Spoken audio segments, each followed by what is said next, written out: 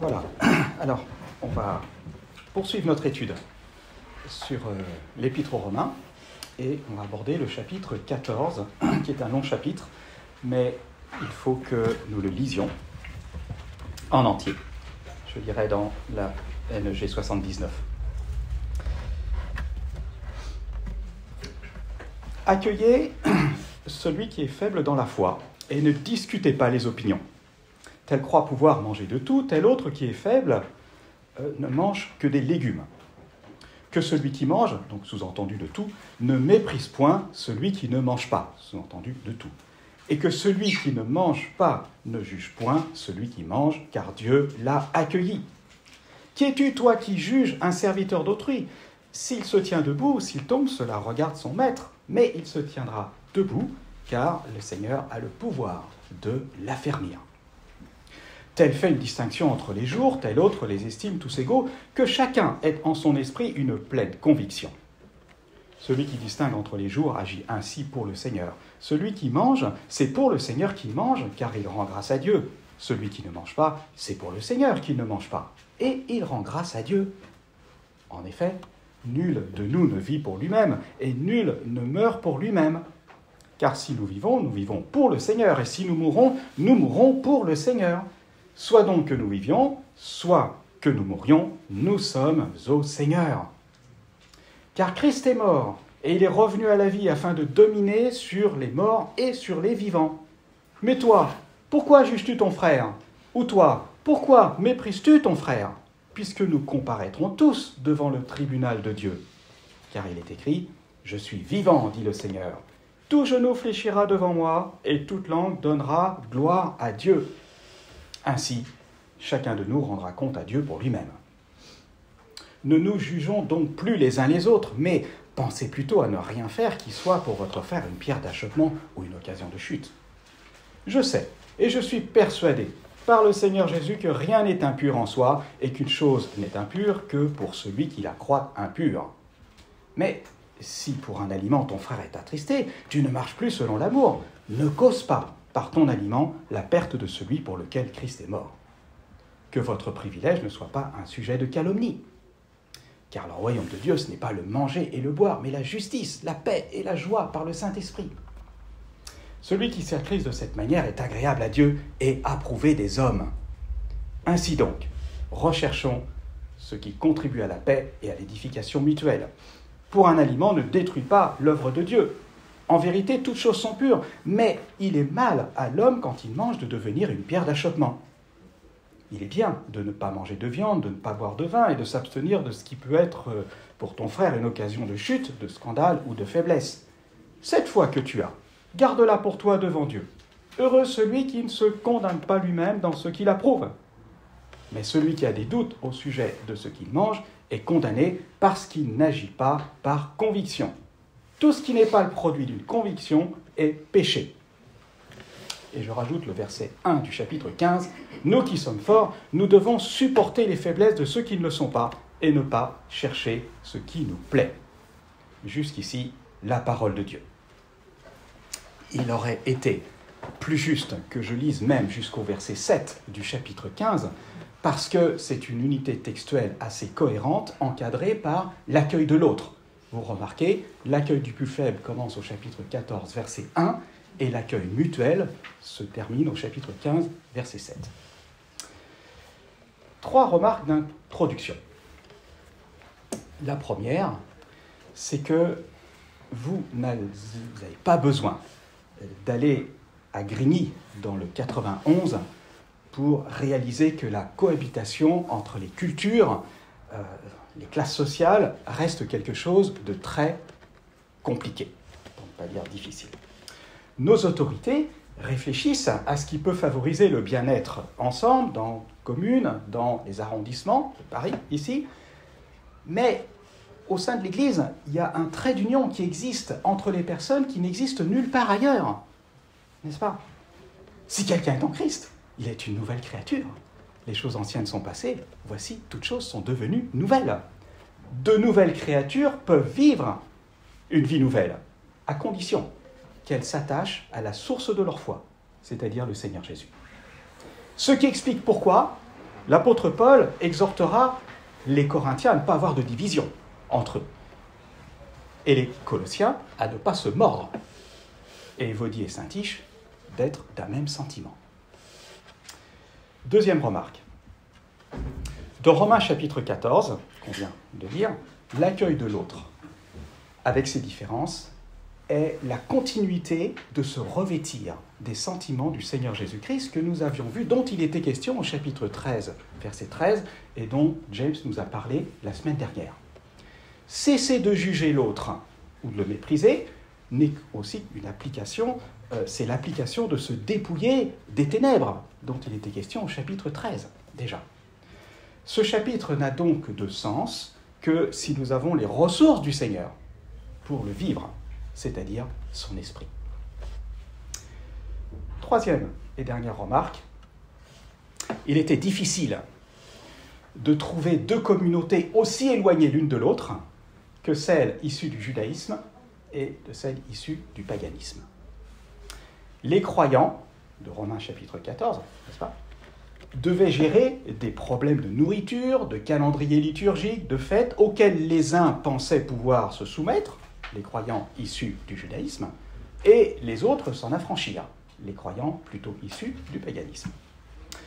Évidemment, la viande de porc, les viandes sacrifiées aux idoles, les jours spéciaux n'avaient pas le même écho chez les uns et chez les autres, ce qui est tout à fait compréhensible.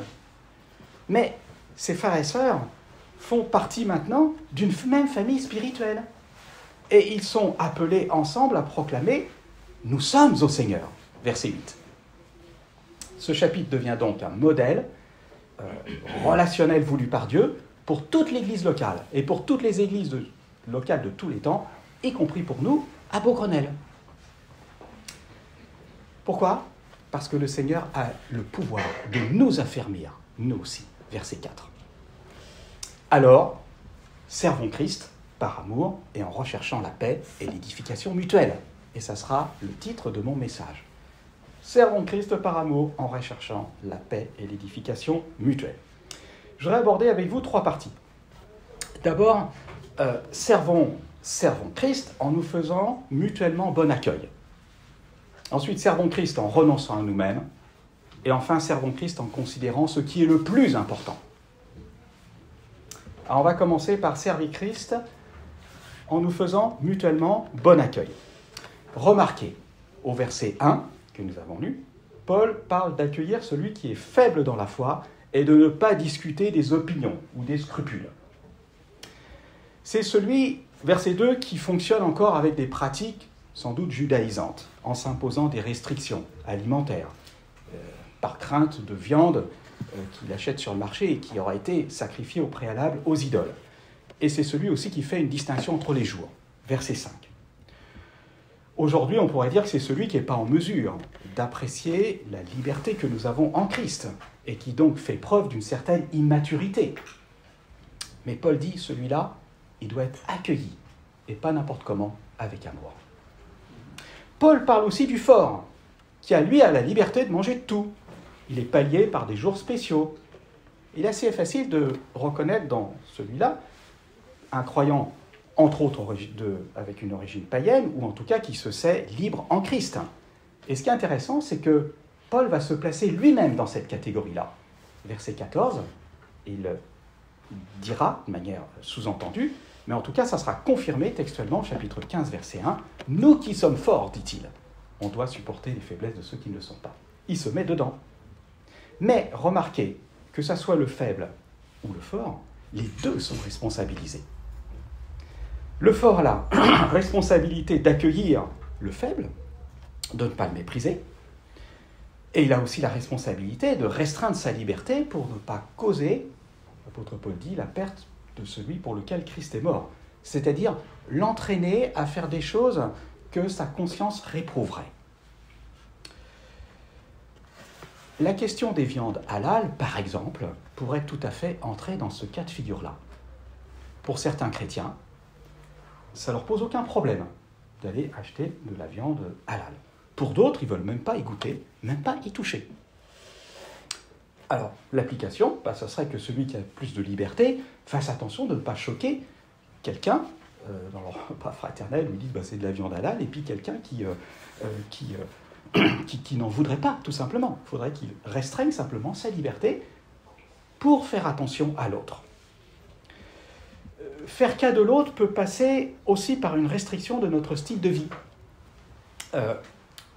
Lorsqu'on était dans notre ancienne église, on était il y avait beaucoup d'Indiens qui avaient de faibles revenus, et à un moment on devait changer de voiture, et on a eu la conviction avec Nelly qu'il fallait qu'on fasse attention, même si on avait les moyens de s'acheter une belle voiture, même sans taper dans le luxe, de réduire un petit peu le standard, simplement parce que nos frères et sœurs ne comprendraient pas, et ça pourrait les choquer. Voilà, ça ne vous empêche pas d'avoir une voiture qui est suffisamment bien, mais on a dû réfléchir à ça, simplement à cause de l'autre. Quant aux faibles, Paul demande de ne pas... Quant aux faibles, Paul lui demande de ne pas juger celui qui a plus de liberté. Pourquoi ? Parce que Dieu l'a accueilli, verset 3, et que aussi c'est un serviteur du Seigneur. En d'autres termes, les deux doivent se faire bon accueil. Et je voudrais juste réfléchir avec vous pendant quelques instants, qu'est-ce que ça veut dire que s'accueillir mutuellement ? Qu'est-ce que ça veut dire ? Et je voudrais faire juste 3 remarques sur cet accueil mutuel. Il ne s'agit pas d'un accueil tout juste correct et formel. Parce que le mot grec qui est employé ici implique une volonté de rencontre, une volonté d'aller vers l'autre, un effort pour aller vers l'autre avec amour. Cet accueil n'est pas à sens unique, parce qu'elle prend sa source finalement dans l'accueil que nous avons reçu, chacun, de la part du Seigneur. Et ça nous est confirmé, chapitre 15, verset 7, où l'apôtre dira « Accueillez-vous donc les uns les autres, comme Christ vous a accueillis. » Deuxième remarque sur cet accueil mutuel, c'est que Paul explique cet accueil mutuel, Paul explique que s'accueillir mutuellement implique d'accepter que chacun agit pour honorer et servir le Seigneur. Autrement dit, Paul encourage à croire le meilleur des autres. Et ça, c'est pas toujours facile dans notre tête. Croire que le frère ou la sœur agit de cette manière pour le Seigneur, et cette expression, peut-être l'avez-vous remarqué, revient 5 fois dans les versets 6 à 8. C'est pour le Seigneur. Que chacun ait en son esprit une pleine conviction, verset 5, signifie que chacun s'assure que ce qu'il fait, il le fait réellement pour le Seigneur, et non pas simplement par préjugé, légalisme ou caprice.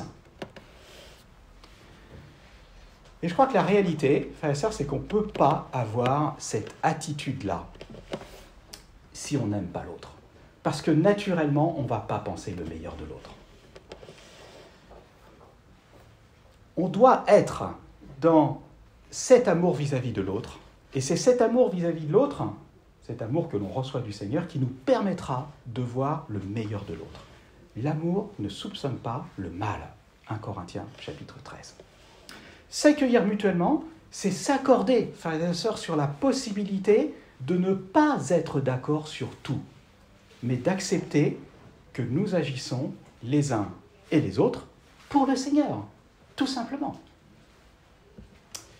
Par exemple, il nous faut accepter qu'on ne met pas le curseur au même niveau, les uns et les autres, concernant les loisirs, ou quand on s'autorise à regarder des programmes ou un film, par exemple. Il y en a qui seraient choqués, tu regardes ça, mais attends, il y a une scène, là, c'est abominable, tout. D'autres, mais non, mais attends, c'est pas un problème. On n'a pas à se juger non plus sur ce genre de choses. Et jeune chrétien, j'entendais qu'avoir la télé chez soi, il y avait les cornes de Satan qui dépassaient de la maison, c'était les antennes de la télé qui étaient sur le toit.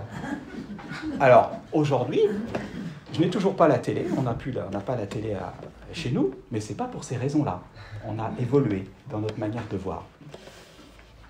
Mais en tout cas, attention que mon domaine privé et personnel ne devienne pas une manière de mesurer la spiritualité de l'autre. Et là, il y a un risque, frères et sœurs. Il nous faut apprendre à être en désaccord sans nous montrer désagréables. Et vous savez quoi?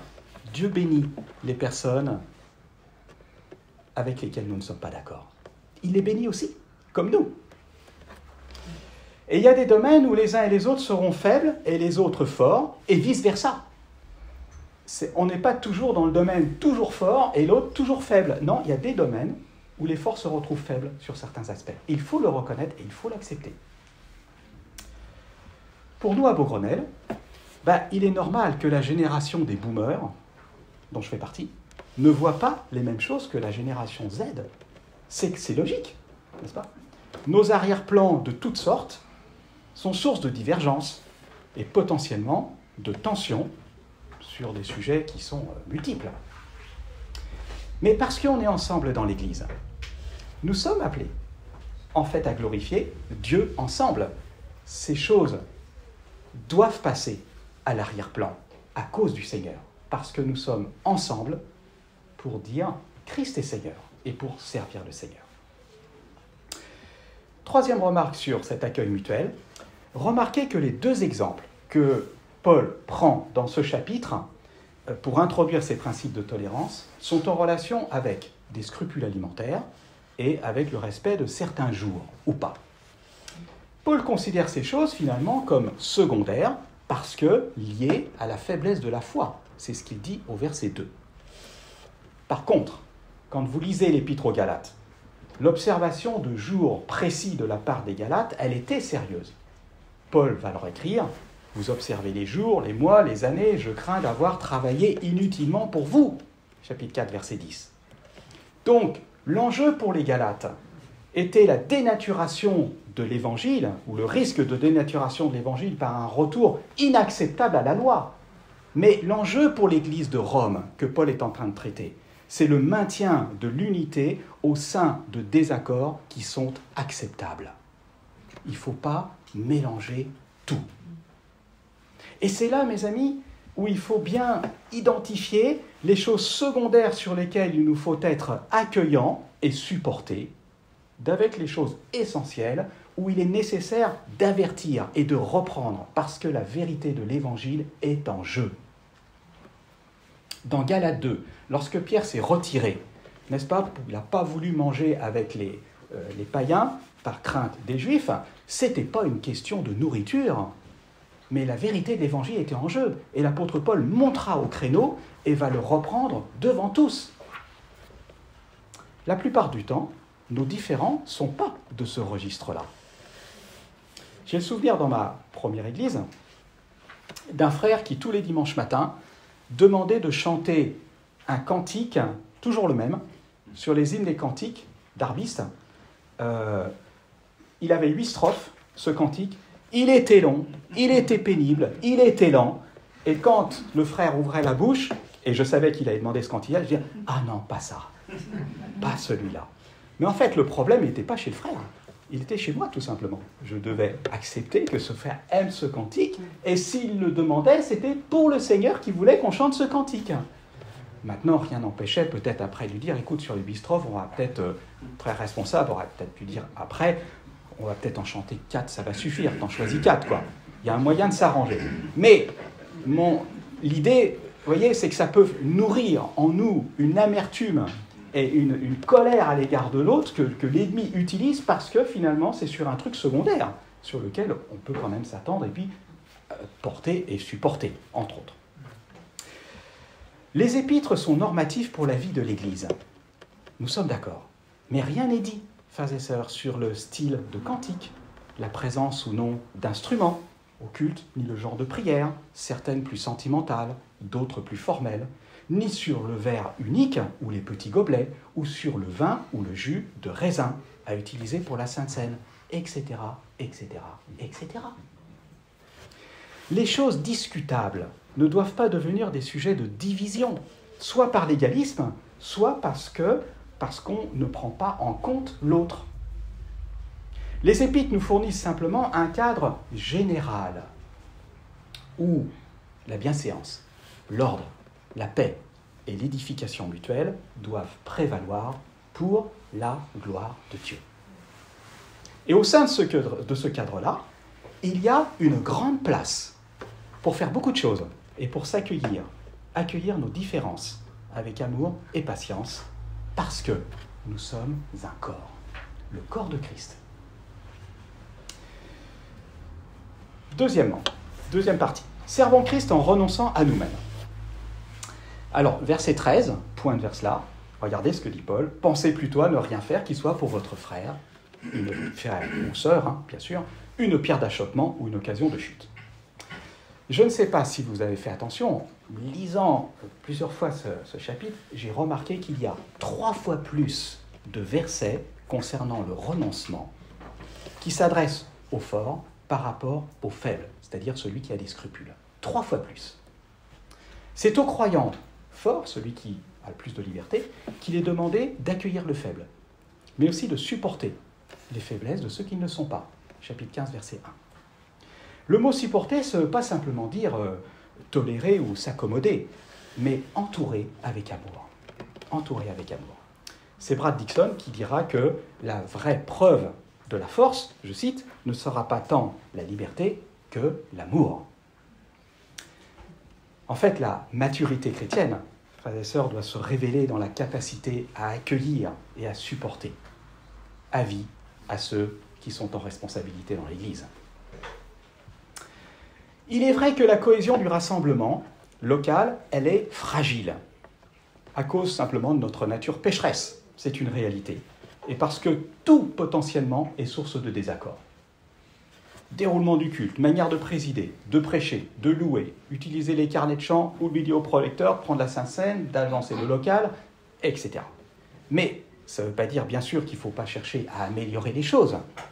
Mais la réalité, frères et sœurs, la réalité, c'est qu'il y aura toujours une part de renoncement nécessaire pour chacun d'entre nous, pour accepter nos inévitables divergences d'opinion sur tellement de sujets.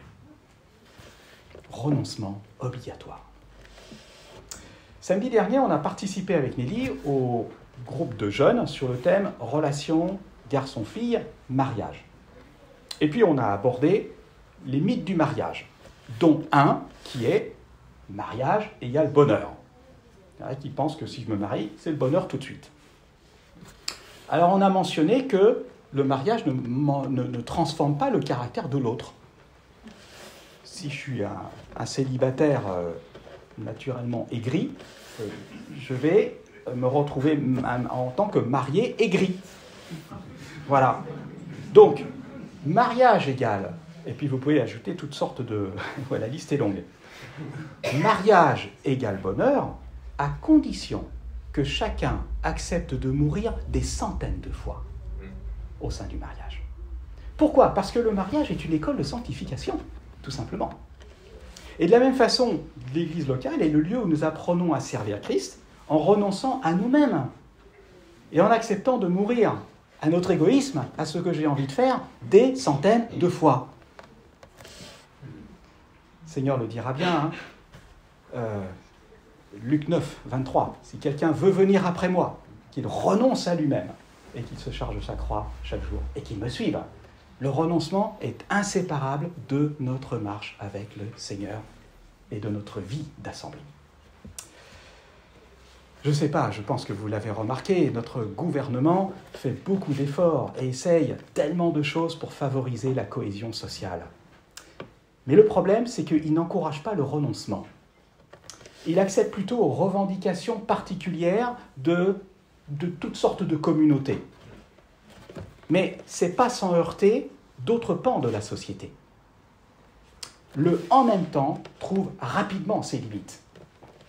Et l'Église ne peut pas être le lieu du « en même temps » où chacun fait ce qui lui semble bon. On a un exemple au travers d'un livre tout entier, le livre des Juges. Chacun faisait ce qui lui semble bon.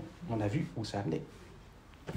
Mais l'Église est le lieu où nous montrons au monde que le renoncement conduit... Renoncement, attention, à cause du Seigneur, on s'entend bien. Renoncement conduit à l'unité, à la joie et à la paix. C'est un lieu de démonstration, là où nous sommes ensemble. Dernière partie. Servons Christ en considérant ce qui est le plus important.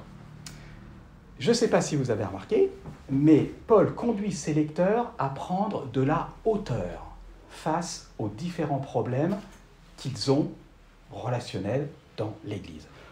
Prendre de la hauteur face à leurs propres convictions en leur rappelant ce qui est vraiment important et qu'ils ne doivent pas mettre en oubli. Et il le fait de manière incidente. Il ne le fait pas de manière théologique, 1, 2, 3, 4, 5. Mais je vous cite simplement les choses et j'ai relevé 5 points.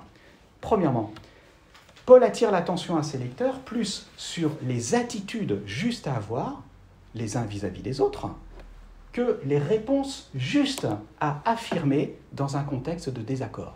C'est l'attitude, la posture de cœur et spirituelle qui compte avant tout vis-à-vis de l'autre. Verset 1, ne discutez pas les opinions. Verset 3, ne méprisez pas, ne jugez pas. Vous voyez qu'il y a une posture morale et spirituelle qui est prise là. Je dois dire que j'ai réalisé bien des fois, à mon détriment, que je pouvais avoir raison sur le fond et tort sur la forme. Et devant Dieu, finalement j'avais tort, tout simplement. Avoir des convictions est une chose. Savoir les exprimer ou se taire quand c'est nécessaire en est une autre. Et parfois, et même souvent dans l'Église, il nous faut savoir agir sur ce registre-là. C'est comme dans une famille. Les désaccords sont inévitables, mais il faut savoir prendre de la hauteur et ne pas oublier ce qui est vraiment important au sein de la famille. Et ce qui est vraiment important, c'est la relation avec l'autre, la relation avec mon épouse, la relation avec mes enfants. Ça prime sur tout le reste. Deuxième chose, Paul attire l'attention aussi sur la valeur de l'autre aux yeux de Dieu et donc la valeur que l'autre devrait avoir à mes propres yeux. Brièvement, qui est l'autre ? C'est celui que Dieu a accueilli, verset 3. En parlant de qui ? Du fort. C'est aussi celui pour lequel Christ est mort, et cette fois-ci en parlant du faible, verset 15. Je ne développe pas. Troisièmement, Paul fait prendre de la hauteur à ses lecteurs en rappelant l'œuvre de Dieu, verset 20, qu'il ne faut pas détruire. Mais c'est quoi l'œuvre de Dieu ? Mais l'œuvre de Dieu, c'est cet incroyable miracle qui fait que croyants d'origine juive et païenne se retrouvent ensemble pour glorifier le Seigneur. Ça, c'est un miracle incroyable. Comme je l'ai dit au début, il n'y avait pas deux communautés qui étaient aussi éloignées l'une de l'autre que les juifs et les païens. Et là, ils se retrouvent ensemble. Ça, c'est l'œuvre de Dieu, mes amis. Et Paul dit, attention de ne pas détruire, de ne pas toucher à cette œuvre-là que Dieu fait. Quatrièmement, Paul va rappeler évidemment que le royaume de Dieu dépasse, ce n'est pas une question de nourriture ni de boisson, mais c'est la justice, la paix et la joie que le Saint-Esprit donne. Cinquièmement, Paul va rappeler au verset 10 que de toute manière, les uns comme les autres vont avoir des comptes à rendre devant le tribunal de Dieu. Donc, attention. Et au travers de tout cela, quelle est la valeur d'un différend ou d'un conflit avec l'arrière-plan de tout ce que nous venons de dire ? Sachons relativiser nos différends. Priorité, dit Paul, à la paix et à l'édification mutuelle. Verset 19. Enfin, je mentionnerai que ce n'est pas pour rien si Paul mentionne que Christ est mort et qu'il est revenu à la vie. Verset 9. Ce n'est pas pour rien. Christ a vécu cette vie que nous ne pouvions pas vivre et il a subi le châtiment que nous ne pouvions pas subir. C'est Tim Keller qui dit souvent ça et je suis d'accord avec lui. Très juste. Pourquoi ? Mais pour que nous puissions recevoir les ressources de Christ, recevoir le Saint-Esprit. Pourquoi ? Parce que le Saint-Esprit est le meilleur des pédagogues qui soit pour nous dire, là, ton attitude, elle n'est pas juste. Là, tu es méprisant et orgueilleux. Là, tu dois demander pardon. Et ça, il n'y a que le Saint-Esprit qui puisse nous le dire au bon moment, frères et sœurs. C'est le Saint-Esprit qui nous rappelle l'exemple du Seigneur Jésus. Et c'est encore le Saint-Esprit qui nous aidera à être patients par la parole de Dieu. Et Paul en parlera au chapitre 15. Je ne développe pas. La bonne nouvelle, mes amis, de tout cela, c'est que le Seigneur a le pouvoir de nous affermir aussi, nous qui sommes à Beaugrenelle. Verset 4. Conclusion. C'est ça que saint Augustin, en commentant ce chapitre 14, qui a écrit « L'unité pour l'essentiel, la liberté pour ce qui est secondaire, l'amour en toute chose. Ne nous trompons pas de combat. Si Paul a en vue dans ce chapitre la croissance communautaire des croyants, en les encourageant à s'accueillir, à restreindre leur liberté, à considérer ce qui est le plus important, c'est parce que derrière, il y a un puissant témoignage qui est en jeu. Un puissant témoignage qui est en jeu. Où est-ce qu'on voit ça? Eh bien, on le voit au verset 18. Celui qui sert Christ de cette manière est approuvé, est agréable à Dieu et approuvé des hommes. Approuvé des hommes, pas des chrétiens, des hommes. La manière, frères et sœurs, dont nous interagissons les uns avec les autres et notre volonté de rester unis, indépendamment de nos différences, va parler très fort à un monde qui ne connaît pas le Seigneur. C'est ça qu'ils verront avant tout. Ce n'est pas notre prédication, c'est nos interactions les uns et les autres. Et nous le savons bien. Soyons cette lumière ensemble pour notre quartier. Prions. Seigneur Jésus, on est reconnaissant pour ta précieuse parole. Et on veut te dire ensemble qu'on a besoin de ton Saint-Esprit pour vivre ces choses, pour nous accueillir, ne pas nous juger, nous aimer et te glorifier ensemble. Et on prie pour que tout cela soit un puissant témoignage, aussi pour tous ceux qui nous entourent et pour notre quartier. C'est au nom de Jésus que nous te le demandons. Amen.